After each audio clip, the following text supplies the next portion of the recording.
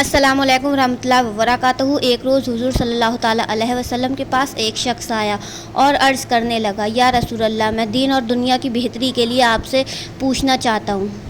حضور صلی اللہ تعالیٰ علیہ وسلم نے فرمایا، پوچھ لو جو پوچھنا ہے۔ اس نے عرض کیا، یا رسول اللہ، میں چاہتا ہوں کہ میں سب سے زیادہ جاننے والا ہو جاؤں۔ حضور نے فرمایا، اللہ سے ڈرتے رہو، سب سے زیادہ جاننے والے ہو جاؤ گے۔ اس نے عرض کیا، حضور، میں چاہتا ہوں کہ میں سب سے زیادہ غنی ہو جاؤں۔ فرمایا، قناعت اختیار کر لو، سب سے زیادہ غنی ہو جاؤ گے۔ عرض کیا، میں چاہتا ہوں کہ میں اچھا بن جاؤں۔ فرمایا، لوگوں سے اچھائی کرو، اچھے بن جاؤ گے۔ عرض کیا، میں چاہتا ہوں کہ میں انصاف کرنے والا بن جاؤں۔ فرمایا، جو اپنے لیے پسند کرتے ہو دوسرے کے لیے بھی وہی پسند کرو، انصاف کرنے والے بن جاؤ گے۔ عرض کیا، میں چاہتا ہوں کہ میں اللہ کا خاص بندہ ہو جاؤں۔ فرمایا، اللہ کی یاد کثرت کے ساتھ کیا کرو، اللہ کے خاص بندے بن جاؤ گے۔ عرض کیا، میں چاہتا ہوں کہ میرا ایمان کامل ہو جائے۔ فرمایا، اپنے اخلاق اچھے کر لو، ایمان کامل ہو جائے گا۔ عرض کیا، میں چاہتا ہوں کہ میں اللہ کے تابعداروں میں سے ہو جاؤں۔ فرمایا، اللہ کے فرائض ادا کرتے رہو، اس کے تابعدار بن جاؤ گے۔ عرض کیا، میں چاہتا ہوں کہ قیامت کو میں نور میں اٹھوں۔ فرمایا، کسی پر ظلم نہ کرو، قیامت کو نور میں ہی اٹھو گے۔ عرض کیا، میں چاہتا ہوں کہ اللہ مجھ پر رحم فرمائے۔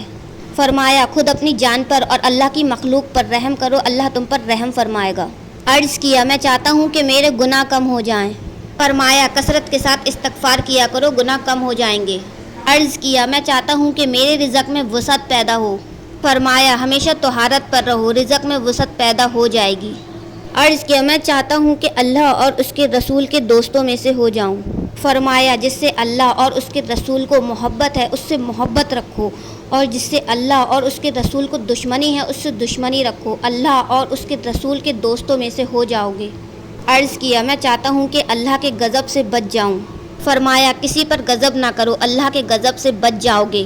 عرض کیا، میں چاہتا ہوں کہ اللہ میرے عیبوں کو ڈھک دے۔ آپ نے فرمایا، تم اللہ کے مخلوق کے عیبوں کو ڈھک دو، خدا تمہارے عیبوں کو ڈھک دے گا۔ عرض کیا، میرے گناہوں کو دھونے والی کون سی چیز ہے؟ آپ نے فرمایا، آنسو اور خضوع اور بیماریاں۔ عرض کیا، کون سی نیکی اللہ تعالیٰ کو بڑی پسند ہے؟ آپ نے فرمایا، اچھا خلق اور تواضع اور مصیبت کے وقت صبر اور اللہ کی مرضی پر راضی رہنا اللہ کو بہت پسند ہے۔ عرض کیا، اور کون سی برائی اللہ کو ناپسند ہے؟ آپ نے فرمایا، برا خلق۔